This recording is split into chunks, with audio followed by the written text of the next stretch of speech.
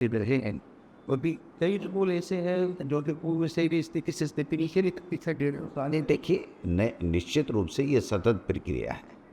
भवन बनना, भवनों की, पुराने भवनों की रिपेयर होना, ये सतत प्रक्रिया है। कोई भी आदमी 100% परफेक्ट नहीं कह सकता कि 100% सब कुछ है, लेकिन सरकार का दायित्व होता है कि वो समय समय के ऊपर इनका सर्वे कराए और सर्वे करा करके अत्यावश्यक जहाँ हो वहाँ पर उस बजट का इस्तेमाल करे। तो लेकिन यहाँ तो हो क्या रहा है, न तो सर्वे हुआ 1.5 साल में, केवल कांग्रेस को गाली, कांग्रेस की योजनाओं को बंद करना, कांग्रेस के किए गए कामों की जांचें कराना, अनर्गल बयानबाजी। इसके अलावा क्या हुआ आप बताइए? 2 साल में शिक्षा में क्या हुआ? एक टीचर की भर्ती हुई हो तो बता दीजिए, एक भवन का 1 रुपया कोई दिया हो तो बता दीजिए। मंत्री जी ने पहले दिन आनंद फानन में कह दिया कि बजट में हमने इनके लिए 159-60 करोड़ रुपए दे दिए, लेकिन पता लगा कि वो तो स्वीकृति जारी नहीं हुई थी, प्रशासनिक स्वीकृति नहीं हुई।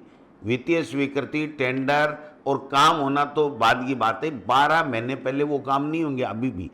और आज कल फैसला लिया गया है। मुझे अच्छा लगता हम सबको कि मुख्यमंत्री जी ये कहते हैं कि जितने भी जनोपयोगी भवन हैं, चाहे वो विद्यालय हों, सीएससी, पीएससी, हॉस्पिटल, कॉलेज, जो भी जनोपयोगी भवन हों, उनकी हम लोग मरम्मत कराएंगे और उसके लिए हम बेसिस पैकेज की घोषणा करते हैं। उन्होंने क्या कहा? 5 साल में कांग्रेस के शासन में, यानी 6 साल में जो भवन बने हैं उनकी हम जांच कराएंगे। भाई उनकी तो आप क्या जांच कराओगे? उनकी तो गारंटी पीरियड है। अगर गारंटी पीरियड में कुछ गड़बड़ हुआ तो उस ठेकेदार को जो है उसके खिलाफ कार्रवाई करके उसका जो सिक्योरिटी की जो मनी है उससे आप काम कराओ, आपका 1 रुपया नहीं लगना है। किसी भवन की बनाए हुए की जांच कराना, उसकी गुणवत्ता की जांच कराना एक विषय है, लेकिन अगर वो सुरक्षित नहीं है तो उसको सुरक्षित बनाना और लोगों को सुरक्षित स्थान पर पहुंचा करके सुविधाएं उपलब्ध कराना, ये दीगर काम है। इस विषय के ऊपर 1 रुपये एक बात नहीं बोलेंगे। और मैं कहना चाहता हूं, ये तनख्वाह नहीं दे पाएंगे साहब। ये जो सड़कें टूटी है ना बरसात में, इनकी रिपेयर नहीं करा पाएंगे। जो भवन जो पानी से टपक रहा है जिस भवनों में, उनकी रिपेयर नहीं करा पाएंगे। आज तक मुख्यमंत्री का 10 दिन हो गए, एक बयान अगर ये आया हो कि मैं इसके लिए कलेक्टरों को अधिकृत करता हूं या विभागों में इतना पैसा एक्स्ट्रा देता हूं जिससे तात्कालिक मरम्मत करा के और इन भवनों को सुरक्षित कर सकें, जिससे जान माल की जो है वो रक्षा हो सके, जान माल का नुकसान नहीं हो। एक बयान बता दो। 5 घंटे तक ओम बिरला जी के चैम्बर में बैठे रहे। अरे भाई, कौन रहेगा कौन नहीं रहेगा ये पर्ची आएगी तब आ जाएगी, लेकिन आप राजस्थान के प्रदेश में आकर के लोगों के समीक्षा के नाम से कर रहे हैं। तो मैं पूछना चाहता हूं मुख्यमंत्री जी से, आपने 4 बार इस 4 महीने के अंदर शिक्षा विभाग की समीक्षा कर ली। उस समीक्षा में क्या आपके ये भी नॉलेज में नहीं आया कि ये जो 159 या 60 करोड़ रुपए जो आपने मरम्मत के शिक्षा विभाग के दिए थे, क्या इनकी प्रशासनिक स्वीकृति निकली कि नहीं निकली? अन्य डिपार्टमेंटों का क्या हाल है, ये बात आप बता दीजिए। ऐसे दीनदयाल उपाध्याय का भाषण दे दो, हेडगेवार का दे दो, है ना, कांग्रेस को कोस दो, अनर्गल बयानबाजी करा दो, है ना, इसमें समय व्यतीत मुख्यमंत्री जी और सरकार कर रही है। मैं समझता हूँ उनका जनता से कोई सरोकार नहीं है। निश्चित रूप से जो झालावाड़ की घटना हुई वो हम सबके लिए रोंगटे खड़े करने वाली और इतनी दर्दनाक बात थी कि मैं समझ नहीं पाया कि मुख्यमंत्री जी का कोई स्पेशल उनको पैकेज देना। ऐसे तो जो है वो बातें करते रहते हैं बड़ी बड़ी, लेकिन आज उन बच्चों को क्या उन्होंने जो सामान्य रिलीफ देकर के छोड़ दिया, कभी बात की क्या? और मेरा मुख्यमंत्री अगर किसी के डर से भय से वहाँ जा ही नहीं पाए तो ऐसा मुख्यमंत्री भी किस काम का कि जो अपना निर्णय नहीं ले सके। जिस तरह लगातार 2 दिनों से बरसात हो रही है, प्रदेश भर की स्थिति आपके सामने किस तरह देखते हैं आप? देखिए, कुछ दिनों से बरसात कुछ ज़्यादा ही हो रही है और सब जगह पानी भरा है। और विशेषकर जो जयपुर शहर हो चाहे दूसरे शहर हो, वहाँ पर इतना ज़्यादा पानी बरसा है कि लोगों का जनजीवन अस्त व्यस्त हो गया। और ऐसे में हम सब लोगों का कर्तव्य बनता है कि हम कैसे लोग सुचारू अपना जीवन जी सकें, इसके लिए हमें प्रयास करना चाहिए। और विशेष रूप से सरकार से लोग उम्मीद करते हैं, लेकिन सरकार अपनी हाजिरी राजस्थान की सरकार दिल्ली में दे रही है और वहाँ पर मंत्रियों से, मुख्यमंत्री जी से, प्रधानमंत्रियों से और लोकसभा अध्यक्ष से 6-6 घंटे मुख्यमंत्री जी मिलकर अपना समय व्यतीत कर रहे हैं। लेकिन यहाँ राजस्थान में कोई संभालने वाला नहीं है और जो ढीला शासन इस राजस्थान में चल रहा है, कोई ब्यूरोक्रेट्स फील्ड में नहीं है, कोई अधिकारी फील्ड में नहीं है, केवल बयानबाजी के आधार के ऊपर यहाँ पर शासन चल रहा है। आपने देखा होगा कि कितनी तेज बरसात में पूरा जनजीवन अस्त व्यस्त कल जयपुर का हो गया और मुख्यमंत्री जी आए और 100 गाड़ियों के काफिले के साथ वहाँ अपनी रील बनवा रहे थे। तो ये दुर्भाग्य है, ऐसे समय में मुख्यमंत्री जी को, मंत्रियों को जिलों में जाकर के व्यवस्थाओं का जायजा लेना चाहिए, कैसे सुचारू जीवन चल सके, जनजीवन कैसे सामान्य हो और लोगों को तकलीफें नहीं हो। इस तरीके से मैं समझता हूँ कि जो काम होना चाहिए वो राजस्थान में नहीं हो रहा है।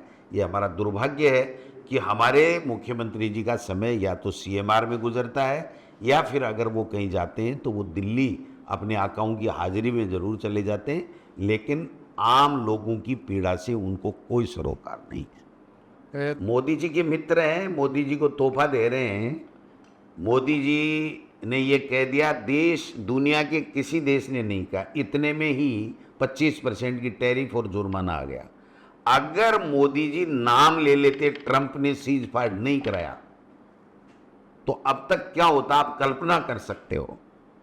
और यहां तक कहना हिंदुस्तान के लिए, ये हिंदुस्तान के मान स्वाभिमान की बात है, ये कोई मोदी जी के अकेले की बात में नहीं है। वो ये कह रहे हैं कि पाकिस्तान से आपको तेल लेना पड़ेगा और आपकी अर्थव्यवस्था आप डुबो रहे हो। मतलब इससे कड़ा या इससे शर्मनाक बात कोई हमारे देश के लिए हो नहीं सकती। आज देश का प्रधानमंत्री कुछ भी नहीं बोल रहा है, न लोकसभा में बोल रहा है, न राज्यसभा में बोल रहा है, न मीडिया के सामने बोल रहा है। राष्ट्र के नाम संबोधन में ही बोल दो। टेलीप्रॉम्प्टर से बोलते हो तो टेलीप्रॉम्प्टर में लिख करके हम दे देते हैं कि ये तो बोलो कि मैंने अमेरिका के राष्ट्रपति ट्रंप के कहने से सीज फायर नहीं किया और मैं ऐसा देश के अहित का कोई भी काम होगा वो दबाव में मैं नहीं करूँगा। इतना तो बोलना चाहिए ना। जो लाल आंखें दिखा रहे थे, अमेरिका में लव लेटर लिखना बंद करो और है ना, सीधा पाकिस्तान के एक के बदले 10 आतंकवादी अगर करते हैं तो ले क्या, और वो बातें कहाँ गई, वो कहाँ गए वो जुमले। तो सारे जुमले थे और अब देश के लोगों को समझ में आ गया कि इससे कमज़ोर कोई प्रधानमंत्री नहीं हो सकता और राजस्थान में इससे कमज़ोर कोई मुख्यमंत्री नहीं हो सकता। ठीक है। देखिए ये तो बड़ा विचित्र बात है कि मतलब प्रज्ञा सिंह के पक्ष में कोर्ट का फैसला आया तब तो देश की जीत, भगवान की जीत और न्याय मिला, और यही कोई व्यक्ति माइनॉरिटी का होता तो फिर इनके बयान दूसरे होते।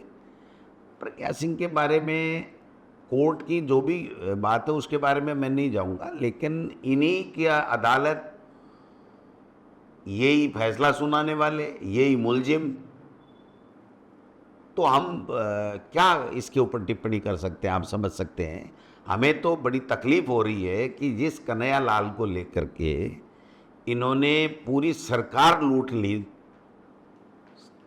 धार्मिक ध्रुवीकरण करके, और उस कन्हैया लाल का 3 साल बाद में भी NIA कोर्ट ने कोई फैसला नहीं दिया है, न्याय नहीं दिला पाई उस परिवार को, तो समझा जा सकता है कि इनका अपना अस्त्र केवल पूरा का पूरा अपने खुद के लिए काम करता है और कांग्रेस को बदनाम करने के लिए करता है।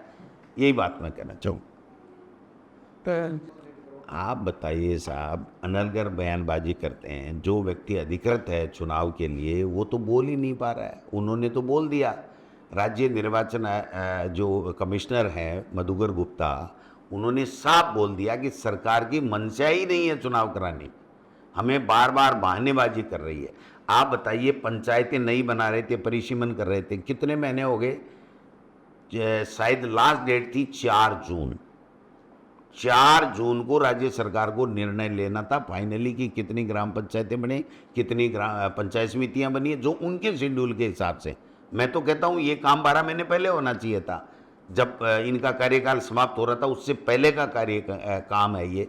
लेकिन फिर भी इनके शेड्यूल के हिसाब से आज तक बताइए कि गजट नोटिफिकेशन आया मई के अंदर, 11 या 13 मई के लगभग, एग्जैक्ट याद में नहीं है, मई के फर्स्ट या सेकंड वीक के अंदर नगर निकाय के चुनाव का, वार्डों का पुनर्सीमांकन की अधिसूचना जारी होनी थी। आप बताइए साहब, आज कौन सा चल रहा है? जुलाई चला गया, अगस्त आने वाला है, कल से क्या 1 अगस्त आ जाएगा। तो कोई निर्णय ही नहीं हो पा रहा है ना, कुछ समझ में ही नहीं आ रहा है इनके कि हमें करना क्या है। अभी जो सुप्रीम कोर्ट का फैसला था ओबीसी का आरक्षण के लिए आयोग का गठन करना था, वो आयोग साहब ये सरकार बनते ही नहीं करना चाहिए था। उस आयोग को भी 6 महीने लगते हैं साहब। अभी 1 महीना भी नहीं हुआ कि आयोग का उन्होंने गठन किया। अब वो कब ओबीसी कितनी प्रतिशत है उसकी रिपोर्ट देगा, कब इनका गजट नोटिफिकेशन होगा। अभी पंचायत समिति और जिला परिषद बनने, जब नए जिले बन गए तो जिला परिषद भी बनेंगी, और पंचायत समितियां बना रहे हैं तो पंचायत समितियां भी बनेंगी, तो उनके वार्डों का भी परिसीमन होगा, उनके वार्डों का भी गठन होगा। ग्राम पंचायत नहीं बन रही हैं तो उनका भी गठन होगा। फिर ओबीसी का जो है वो लॉटरी भी निकलेगी, है ना, वोटर लिस्ट भी तैयार होगी। तो कुछ भी नहीं हुआ ना अभी तक, तो केवल बयानबाजी है। कभी कोई कमेटी का मेंबर कह देता है, कभी कोई मंत्री कह देता है। मुख्यमंत्री को चाहिए कि वो स्थिति क्लियर करे कि आप चुनाव कराने में सक्षम हैं अथवा नहीं हैं। अगर आप सक्षम नहीं हैं तो किसी सक्षम व्यक्ति के लिए दिल्ली से पर्ची मंगाएं, नहीं तो फिर आप प्रजातंत्र का, लोकतंत्र का गला घोंट रहे हैं, सीधी सी बात है।